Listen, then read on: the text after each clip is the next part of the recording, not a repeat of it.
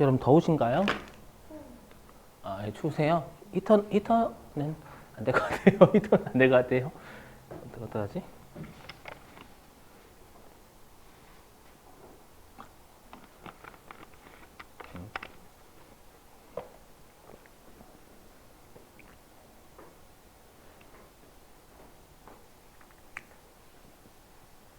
자, 기지개 좀 펴시고. 날씨가 맑아요, 여러분들. 겠어요, 겠어.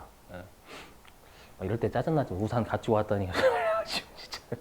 네, 그래서 이제 우산을 많이 버리시더라고. 버리고 가세요. 우산 버리고 가시면 학원에 기부하시면 안 돼요. 학원에 우산이 너무 많아요. 기부를 막 하고 가셔가지고. 자, 보시죠. 자, 감가상각 방법. 자, 다 실기에서 중요한 애들만 위주로 여러분들이 좀 외워주시면 돼요. 자, 보시죠. 자, 우리가 자산의 감가상각 방법을 신고를 해줘야 한도 같은 게, 한도가 여러분들 정액법, 정률법에 따라서 또 한도가 달라지거든요. 그래서 여기. 자, 우리가 감가상각 방법을 회사가 선택을 해서 신고를 해줘야 되고요. 이거 실기에 냅니다. 혹시라도 신고를 안 한다라고 하면 무신고 시의 방법을 법인세는 적용을 해요. 그럼 여러분들이 외우실 건 주로 여기입니다. 우리가 건물이 아닌 나머지 유형자산의 감가상각자산 있잖아요. 걔네들 외워주시면 돼요. 왜냐면 일단 우리가 건물을 제외한 나머지 유형자산 있죠. 유형자산 감가상각은요. 선택할 수 있는 게 정액법하고 정률법 이 두 개밖에 없어요. 그래서 우리가 주로 정액법, 정률법을 시험에 많이 내는 거예요. 알죠? 우리 뭐 연수학계법 이런 것도 배우지만 현실에서는 법인세 따라가거든 대부분. 알죠? 근데 혹시라도 네가 건물이 아닌 나머지 유형자산에 대해서 감가상각 방법을 뭐로 하겠다라고 선택을 하지 않았잖아요. 그럼 무신고죠. 신고하지 않으면 우리 항상 무신고하게 되면 이랬었죠. 대부분의 회사들이 쓰는 방법을 따라간다고. 그렇게 보겠다고. 그럼 우리가 건물이 아니면 초기에 감가상각을 많이 할 거예요, 주로. 맞죠? 그래서 정률법으로 갑니다. 그래서 혹시라도 시험에서 회사가 감가상각 방법을 선택하지 않았다, 신고하지 않았다라고 하면 여러분들은 정률법으로 세팅을 하시면 돼요. 건물 아닌 건. 자, 그런데 우리가 건축물 있죠? 건물이라 생각하시면 됩니다. 구축물은 안 내니까. 자, 우리가 건축물은 선택할 수 있는 방법과 무신고시의 방법이 똑같아요. 정액법이에요, 정액법. 알죠? 그래서 건물은 신경 안 쓰셔도 됩니다. 알죠? 건물은 정액법 쓸 수밖에 없어요. 그렇죠? 초기에는 뭐 건물에서 많이 영업 활동하고 나중에는 건물 아예 안 써요? 그런 건 없죠, 여러분들. 됐고. 자, 예전에 한번 말 문제로 낸 적이 있어서 광업용 자산은 좀 할게요. 우리가 광업용 자산은요, 일단 정액법, 정률법, 생산량 비례법까지 인정해요. 우리 광업용 자산의 대표적인 게 뭐 굴착기 이런 것들이 있죠, 기계. 맞죠? 그럼 일반적으로 우리가 광업용 자산은 채굴한 만큼 까는 게 맞거든요. 주로. 알죠? 그래서 생산량 비례법까지 인정. 그리고 혹시라도 네가 신고하지 않으면 광업용 자산은 생산량 비례법 많이 쓰거든요. 실제로 감가상각 할 때. 그래서 생산량 비례법 가겠다라는 거고요. 무형 자산은 정액법입니다. 무조건. 선택 가능한 것도 무형 자산은 정액. 맞죠? 무신고시도 정액. 나머진 말 문제고요. 제가 색깔 친 게 주로 이론이에요, 여러분들. 실기. 이론이래, 실기.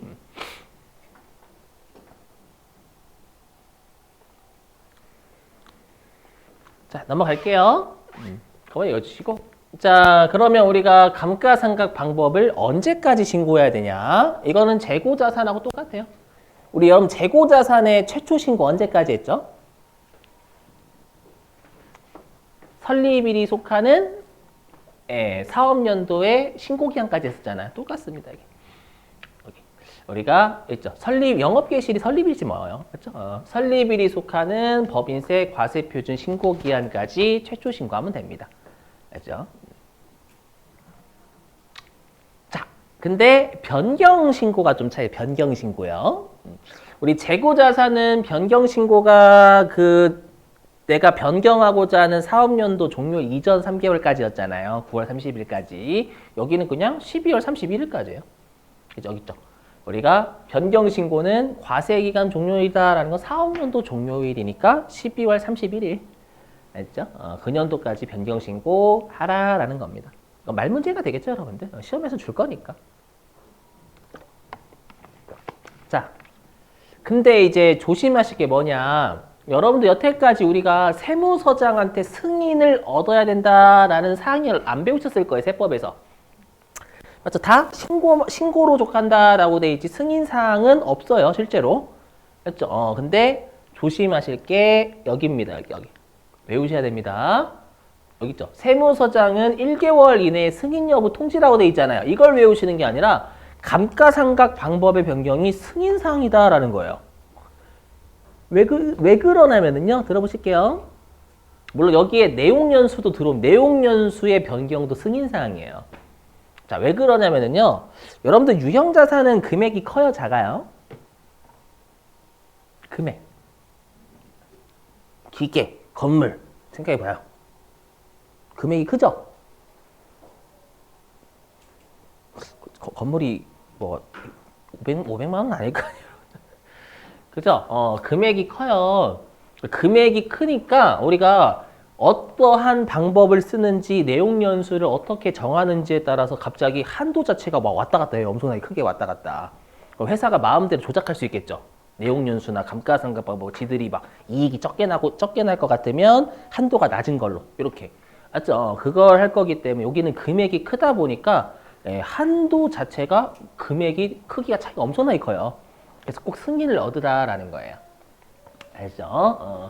그래서 시험에 감가상각 방법의 변경과 내용연수의 변경은 승인사항이다라고 맞는 표현이에요. 여러분 여태까지 배웠던 거 다 승인사항이 없었거든요.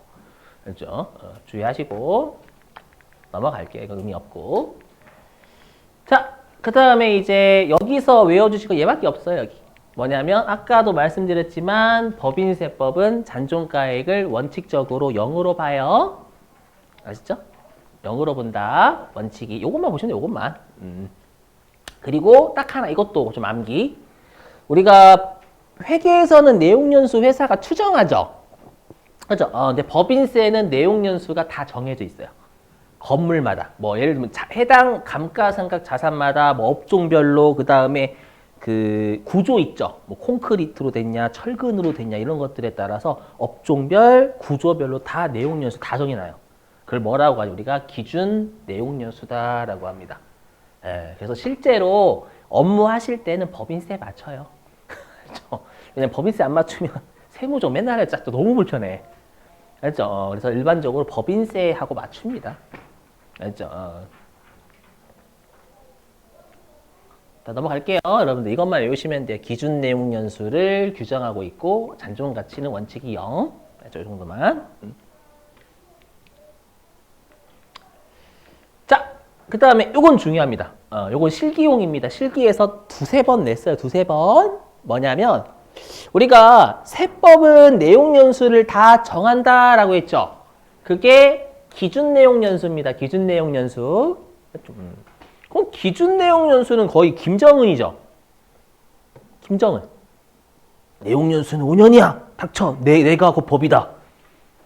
그렇죠. 나를 어기는 자는 사형에 아우지 탕방 가야 되겠다. 이렇게. 죄송합니다. 그렇죠. 여기 공산주의 아니잖아요. 그죠? 그래서 뭐냐면 야 너희들이 원래 기준 내용 연수대로 해야 되지만 우리는 민주주의 국가니까 세법이 한 발 양보해가지고 너희들이 혹시라도 내용 연수를 제때 신고를 한다면 여기서 기준은 기준 내용 연수예요. 기준 내용 연수의 이거로 무슨 말이냐? 기준 내용 연수의 플러스 마이너스 25% 범위 내에서 너희들이 선택을 할 수 있게 해주겠다라는 거예요. 한번 해볼까요? 우리 시험엔 주로 몇 년 내냐면 떨어질 수밖에 없는 8년 내요. 8년. 그러니까 기준 내용 연수가 8년이래요. 근데 시험에 이렇게 출제하는 거예요. 회사는 세금 부담을 최소화함에 따라서 세부담 최소화는 곧 설명할 거고 최소화함에 따라서 내용 연수의 신고를 제때하였다. 이렇게 했죠. 그럼 신고 내용 연수 쓰는 거지 8년 적으면 안 된다는 뜻입니다. 그럼 8년에 75%면 6년이죠. 또는 8년에 125%면 10년입니다. 그러니까 6년부터 10년까지 너희들이 선택할 수 있게 해주겠다라는 거예요. 요 범위 내에서요. 여기까지 되시겠어요, 여러분들? 그래서 플러스 마이너스 20, 특히 75%가 내용연수 가장 짧게 하는 겁니다. 알죠? 그럼 여러분들 세부담 최소화라는 건 이익이 커야 돼요, 작아야 돼요? 세부담 최소화. 이익이 커야 돼요, 작아야 돼요? 세금 부담이 최소화되려면 적어야죠, 당연히. 그럼 세금 부담이 작으려면 여기는 감가상각비 한도 있죠. 한도가 송금받을 수 있는 한도잖아요. 그럼 송금받을 수 있는 한도가 커져야 비용이 많이 잡혀요, 작아져야 비용이 많이 잡혀요? 커져야. 그렇죠, 그렇죠. 그럼 비용이 많이 잡히는 게 이익을 주니까 여기. 단기의 세분 부담을 최소화시키려면 내용 연수가 짧은 게 좋아요. 내용 연수가 만약에 2년이래. 그럼 2년이면 우리가 내용 연수가 2년이면 한도가 여러분들 되게 작잖아. 한도 크잖아요. 맞죠? 한도가 2분의 1이면 정액법이면 2분의 1이니까 0.5란 말이에요. 그렇죠? 근데 한도가 만약에 내용 연수가 10년이면 10분의 1이니까 0.1이에요. 이해되세요? 그래서 우리가 단기의 세금 부담 최소화라라고 하면 내용 연수가 가장 짧은 75% 곱한 거 선택하시면 됩니다. 조심하셔야 돼요. 이거 실기 냅니다. 넘어가도 되죠?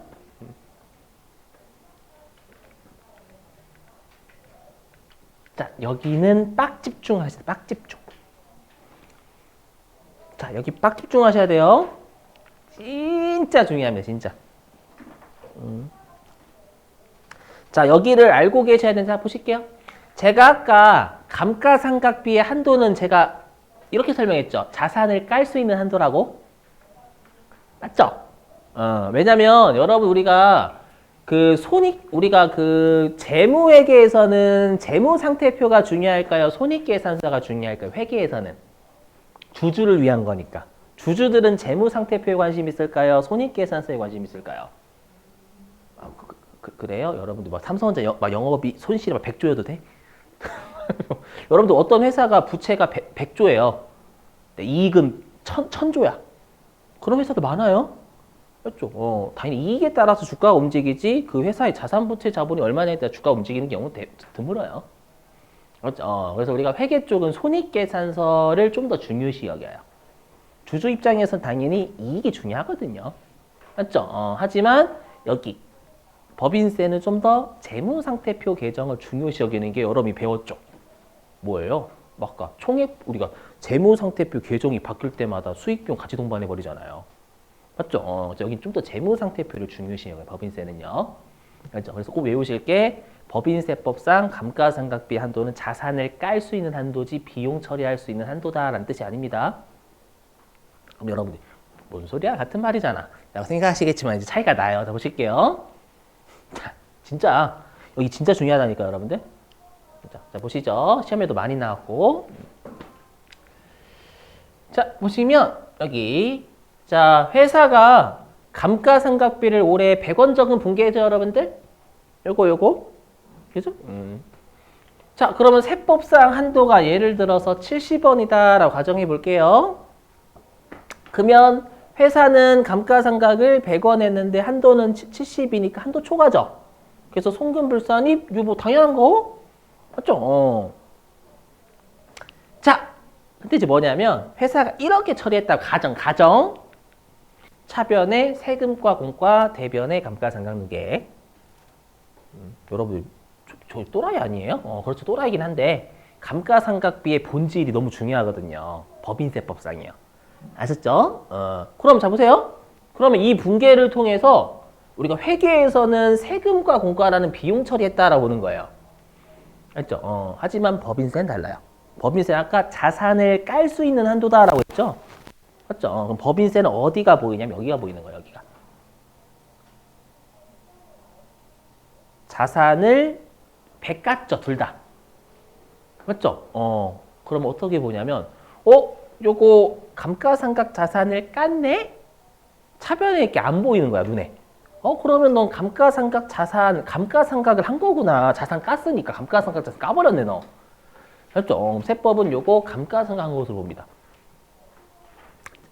그래서 한도가 70이다 라고 하면 송금불산입 유보. 계속 설명할 거예요, 여러분들. 자, 이제 중요한 거 얘입니다, 얘. 얘입니다, 여기. 이거 설명 좀 할게요.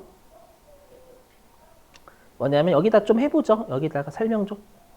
뭐냐면 회사가 EX 회사가요 전기에 감가상각비 100원을 누락했대요.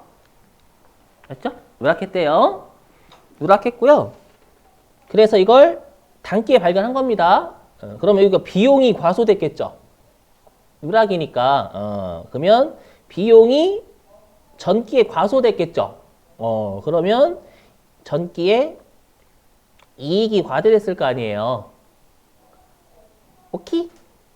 과대돼서 얘를 단기에 발견했대요.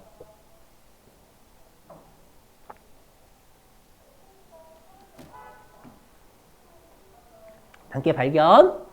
그럼 단기에 발견했으면 이익이 과대됐으니까 뭐 어떤 계적 과목 써야 돼요? 과거의 오류니까 전기 오류를 우리가 단기에 발견했죠. 그럼 수정하면 뭐로 처리해야 돼요?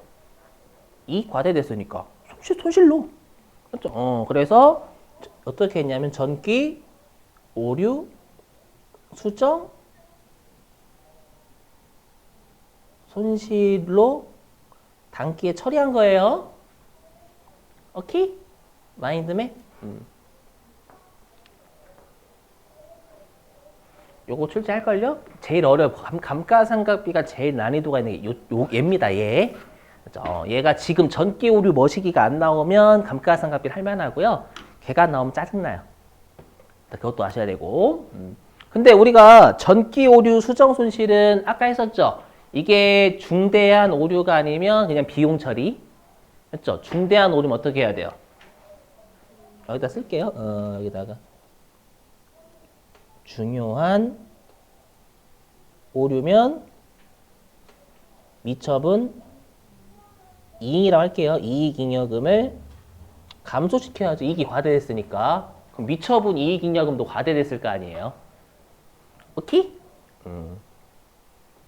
이게 중대한 오류가 아니면 그냥 단기의 비용 처리. 이렇게.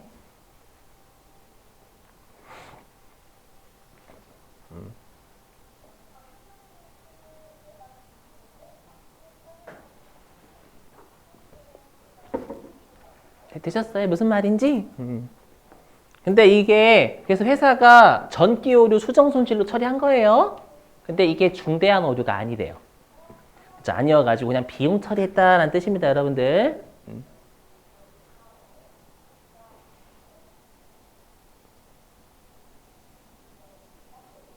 그럼 여러분 질문. 그러면 자 보세요. 자, 그럼 여기 보시면. 그리고 여러분 오해하시면 그럼 대변의 감가상각 누계액을 증가시킨 건 잘한 거예요? 전년도에 감가상각 누계액 안 적었을까? 누락했으니까. 그걸 올해 연도에 적었대. 잘한 거 잘못한 거? 잘한 거? 자산을 차감하는 놈 얘는 2월 되는 놈이에요. 그래서 올해 누계액 올리는 거 괜찮아요? 이해되심? 여기 이제 8장서부터는 이게 누적이냐 단기냐 이게 되게 중요할 거예요 앞으로. 알죠? 자산을 차감하는 놈이면 여러분들 건물과 같이 움직이잖아요. 맞죠? 같이 움직이니까 얘는 2월 되는 놈이기 때문에 과거에 잘못한 걸 올해 수정하는 건 별도 이름 안 써도 되는 거예요. 전기오류 머시기. 그렇죠? 하지만 이익하고 여러분 수익하고 비용은 2월 안 되니까 과거의 오류를 수정해서 어떻게 됐다라고 써줘야 되는 거고 이용자들한테. 맞았죠? 자, 그럼 여기 잘 보세요. 여기가 좀 어려운데 그럼 여러분들 회계는 중요한 게 전년도에 못한 걸 올해 한 거죠. 전년도에 감가상각비 안 잡은 걸 올해 잡은 거죠. 그럼 회계는 분명히 전년도 걸 잡은 거예요. 맞죠? 근데 법인세는 달라요. 뭐냐, 법인세는 아까 감가상각 자산을 까는 게 핵심이라면서요. 깠죠, 감가상각 자산을. 깠죠. 그리고 언제 깠어요? 올해 깠어요? 전년도에 깠어요? 올해 깠잖아요. 이 분기 올해 했잖아요. 그럼 제가 아까 법인세법은 감가상각이 어떤 사항이라고요? 결산 조정사항이다라고 했죠. 결산 조정사항은 회사가 어디에 조정하는 거예요? 장부에 조정하는 거죠. 그렇잖아요, 여러분들. 그리고 송금의 귀속 시기를 장부에 적어서 하는 게 결산 조정사항이었죠. 그러면 얘는 장부에 언제 적었어요? 올해 적었죠. 그럼 장부에 올해 적었어. 일단 올해 적었는데 감가상각 자산을 깠죠. 그럼 세법 이렇게 보는 거예요. 감가상각 자산을 깐 분기를 올해 했죠. 그럼 세법은 감가상각 자산을 깐 분기를 올해 했네? 그럼 감가상각은 결산조정사항인데 장부에 적은 게 오늘이네? 올해네? 그럼 올해의 감가상각비를 선택했구나 너. 이렇게 본다라는 거예요. 결산조정사항이 송금의 귀속 시기를 장부의 분기를 통해 선택하는 거잖아요. 그럼 장부에 올해 분기했잖아요. 맞죠? 올해 분기했으면 네, 올해의 감가상각비를 적은 걸로 보는 거예요. 법인세 입장 아까 그거라면서요. 결산조정사항. 알죠? 이것 때문에 이제 멘탈이 나가요. 알죠? 이해되시겠어요? 일단은 어떤 논리인지. 그래서 장부의 분기를 올해 했잖아요. 올해 했고 감가상각 자산을 깐 분기를 올해 했잖아요. 감가상각 자산을 올해 깠으면 올해 감가상각비인 걸 선택한 것을 보는 거예요. 아시죠? 이거 조심하셔야 돼. 네. 그럼 실제 시험에 이렇게 나오면 회사의 감가상각비는 0이죠. 세법은 요거 회사가 감가상각한 것으로 보니까 세법상 감가상각비 한도하고 비교해야 될 금액은 0이 아니라 100원이에요. 이걸 감가상각한 것으로 보는 거예요, 세법은. 표정 안 좋으신데? 됐죠? 빨리 받아들여야 돼요, 여러분. 감가상각의 본질은 감가상각 자산을 깐 거예요, 법인세는요. 됐죠? 그게 본질이다라고 보는 거고 결산조정 사항이에요. 아셨죠? 그러면 분기를 올해 전년도에 했으면 전년도에 선택한 거고 올해 했으면 올해 선택한 거예요. 알죠? 그래서 어저께래. 아까 그래서 결산조정 사항을 그렇게 설명드렸던 거예요. 그럼 세법상 그래 감가상각 자산을 올해 깠네. 그럼 올해 감가상각비를 선택했네. 분기 올해 끊었잖아, 너. 알죠? 그럼 세법상 한도는 70원이라고 하죠. 그럼 송금, 불수한입, 유보죠, 여러분들. 이거요. 떼세요. 자, 그리고 실제 시험에 어떻게 출제했는지도 설명 좀 해볼게요. 이건 띄워서 설명할게요. 여기 화면 보실게요, 여러분들. 실제 최근에 출제를 계속하고 있어요, 이쪽을.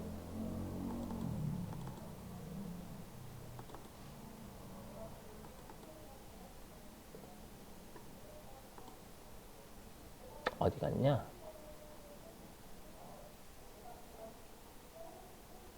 여기입니다. 보이시나? 여기. 화면 좀 보세요. 이거 소득금액 조정 합계표 작성하는 거거든요. 보시면 여기 뭐 매도 가능 증권 평가기도 나왔죠. 잘 내요, 여러분 시험에. 자, 보시면 여기 유형자산, 손상차손 여기 보시는 거 여기. 보시면 제가 밑줄 좀 치면 자, 비품의 회사 계산 감가상각비는 1,000만 원 적었대요, 올해. 보이시죠? 근데 세법상 감가상각 범위액이 한도잖아요. 한도는 1,000만 원이래요. 그럼 세무조정 있어요, 없어요? 없어요. 1,000만 원이 한도인데 올해 회사가 1,000만 원 적었거든. 없죠. 근데 갑자기 유형자산 손상차손이라고 500만 원 적은 거예요. 그렇죠? 손상차손은 아마 세무 2급 때 배우신 분들도 계실 거고 안 배우실 분들도 계실 건데 손상차손이 뭐냐면 우리가 시가가 저번에 한번 했던 것 같은데 접대비할 때 시가가 갑자기 어떤 사유 있죠. 뭐 예를 들면 뭐 우리가 어음이 부도가 발생했다. 또는 기계장치가 화재가 발생했다. 갑자기 시가가 어떤 특별한 사유로 인해서 푹 떨어지는 거 있죠. 그걸 우리가 유형자산의 손상이다라고 불러요. 맞죠? 그럼 분계를 이렇게 끊습니다. 어떻게 끊냐면 분계 여기는 손상차손이라고 해요. 나중에 손상 차손 100만 원 생략할게요. 500만 원 잡고요. 대변에 손상 차손이 누적됐다라고 해서 우리가 손상 차손 누계액이라 불러요. 얘도 마치 감가상각 누계액처럼 감가상각 자산으로 까졌다라는 표현이 감가상각 누계액이고, 손상 차손, 손상이 계속 쌓여져 있는 금액이 요 정도다라고 해가지고 손상 차손 누계액은 실제로 해당 자산을 까는 거예요. 우리 감가상각 누계액도 대변이잖아요. 손상 차손 누계액, 손상으로 이 자산이 까였어요 라고 표현해 주는 거예요. 그래야지만 이용자들 이거 손상이 됐네 이렇게 아는 거지. 되세요? 그러면 회계 입장에서 이건 손상 차손으로 보는 거예요. 회계는. 근데 제가 아까 법인세는 감가상각의 본질이 뭐래요? 비용이래요? 아니요. 감가상각 자산의 깐 게 핵심이라면서요. 그럼 이건 뭐예요? 비품이라는 감가상각 자산을 깐 거예요. 얘는 세법은 여기가 보이는 거예요. 여기다. 감가상각 자산을 깠네. 손상차손 누계액도 비품을 직접 까는 게 아니라 간접적으로 까는 거예요. 이해되시겠어요? 그러면 법인세 이렇게 보는 거예요. 올해 네가 감가상각 자산을 깐 건 2천만 원만 있는 게 아니다. 얘도 감가상각 자산을 깠잖니. 그럼 넌 감가상각 자산 1,500 깐 거야. 이렇게 보는 거예요. 깠는데 세법상 한도는 1,000만 원이죠. 그러면 한도 초과인 거예요. 그렇죠? 그래서 해답 보여드릴게요. 이해는 되시겠어요? 잘 알고 계셔야 되고.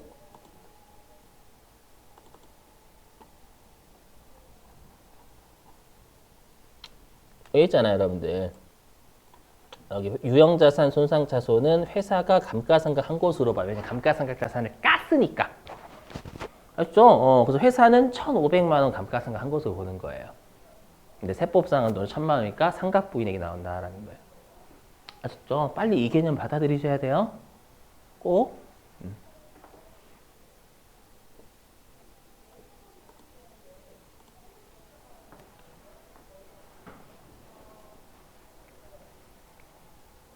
됐죠?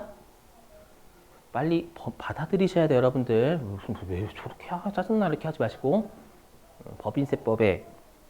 법인세법은 상각자산 까는 게 본질이다라고 보는 거예요. 자, 그 다음에 이제 제가 세 번째 사례는 중대한 오류가 아닌 거 있죠. 실제 시험에서 가장 난이도가 있는 건 중대한 오류예요. 실제로 중대하지 않은 오류를 낸 적은 없어요. 중대한 오류는 2-3번 냈고요. 요거 너무 어려워요.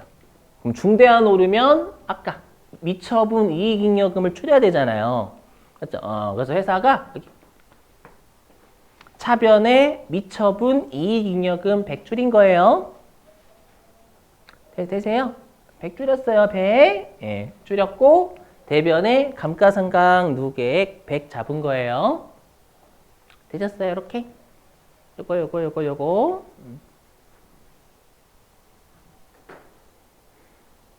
그럼 이것도 마찬가지죠. 세법은. 감가상각 자산을 깠네? 그럼 감가상각 한 거네? 근데 분개를 올해 했네. 결산주정상인데 올해 분개했어? 그럼 올해 감가상각 자산, 감가상각비를 100 적었구나 너. 알았어. 이렇게 되시겠어요? 자, 근데 문제가 있어요. 자, 얘가 어려운 이유가 뭐냐면 자, 얘가 이익잉여금을 감소시켰죠. 맞죠? 근데 우리 아까 이중세무조정에서 제가 4번째 꼭 기억하시라고 했던 거 기억나세요? 4번째?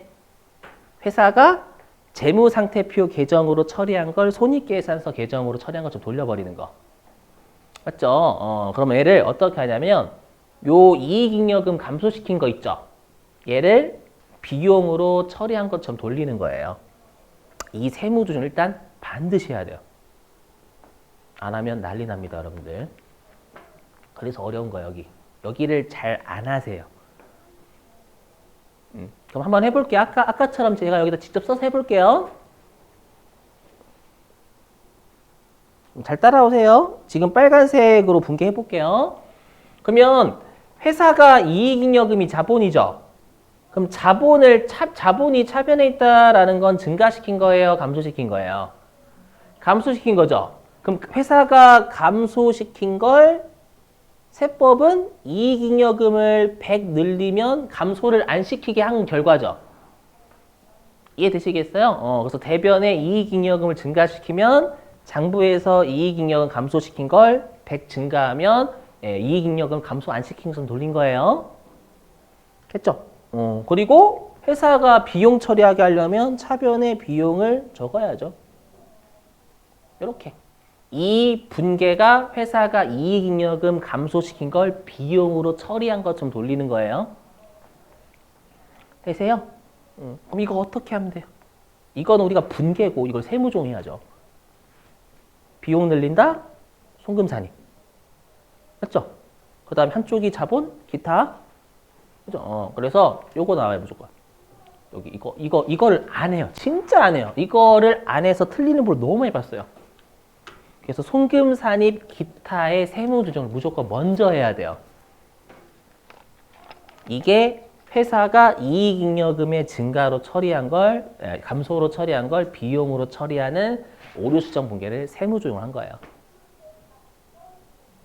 되세요? 이렇게.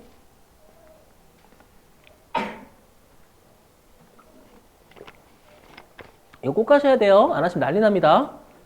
그렇죠? 여기에서 많이 틀려요. 일단 이거 틀리면 2점 깎아버릴 거야. 2점. 중요하기 때문에. 예.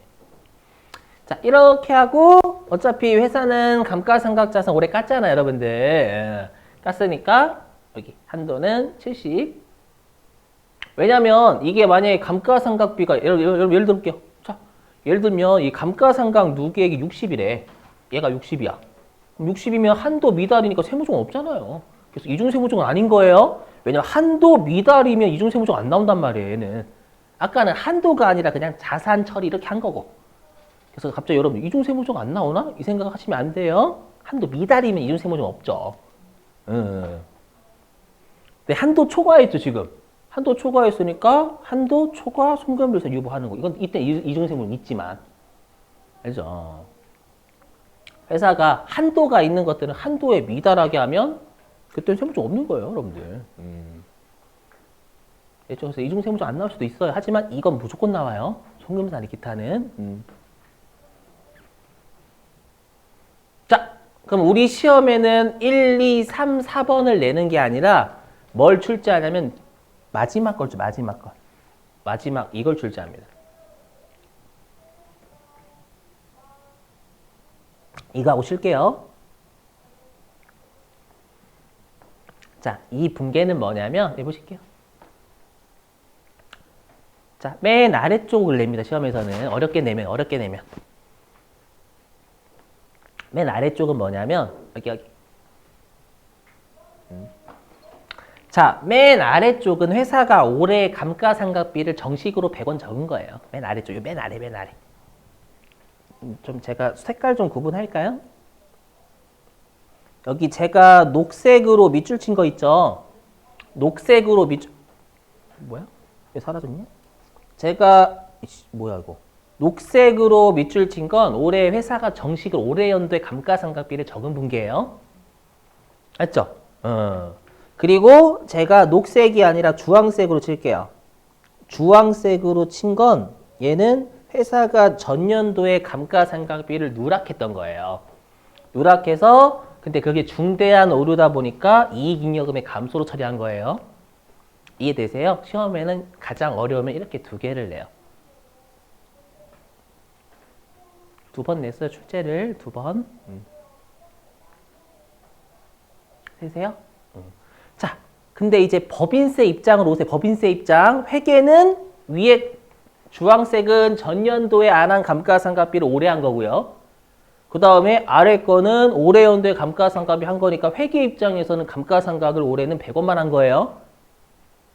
되세요? 그건 회계 입장이고. 법인세는 감가상각이 결산조정사항이고 자산을 까는 게 핵심이에요. 감가상각 자산을 까는 게. 그러면 법인세는 뭐로 보냐면 여기 빨간색처럼 봐요. 엄마나? 감가상각 자산을 200 깠네? 맞죠? 감가상각 자산 200 깠네? 그리고 분계도 오래 했네? 맞죠? 감가상각 자산 까는 분계를 결산조정사항인데 오래 했어? 그럼 너 올해 감가상각비를 200 적은 거구나. 이해되세요? 200 적었네, 너. 아유, 이렇게 오는 거예요. 알죠? 그래서 세법은 한도가 70이다라고 가정. 그럼 일단 얘는 무조건 해야 된다. 송금, 산입, 기타. 요거 무조건 해야 된다. 중대한 오류일 때. 그렇죠? 그래서 여기 송금, 산입, 기타는 일단 무조건 하고 시작을 해야 돼요. 하고 자 이제 감가상각비 한도 시부인 해야 되는데 그럼 세법상 한도 70원이랑 비교해야 될 감가상각비는 얼마예요? 200원이에요? 100원이에요? 200원이요. 저거. 그래서 우리가 세법상 감가상각비랑 비교해야 될 건 회사 계산 감가상각비는 100원이 아니에요. 세법은 200원으로 보는 거예요. 그래서 여러분이 나중에 회사 계산 감가상각비에 100원만 넣으시면 지읒됩니다. 200원 넣으셔야 돼요. 200원.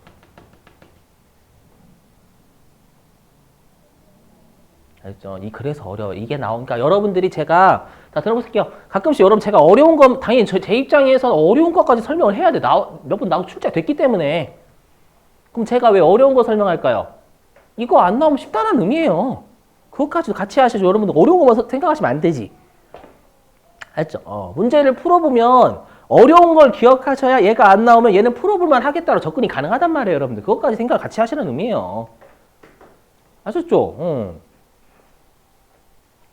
그럼 왜냐면 세무 1급은 시간을 벌어야 되고 그 다음에 법인세가 6점이니까 부은 점수가 있어요. 내가 입력할 수 있는 건 최대한 입력한 부은 점수 맞아 가요.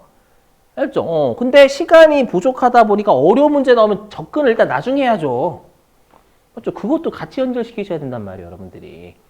그러니까 이 동네에선 얘가 나오면 어려워지고 이런 것들을 여러분들이 실제 문제를 많이 풀어보셔가지고 내가 딱 경험을 해봐야 돼요. 그래야지 내가 딱 문제를 훑어봤을 때 요건 그지 같은 놈이다.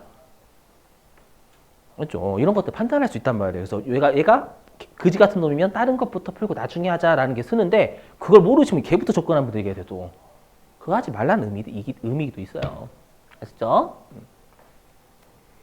자, 근데 세법상 한도는 지금 70원이잖아요. 그럼 회사가 감가상각을 200 한 것처럼 보죠.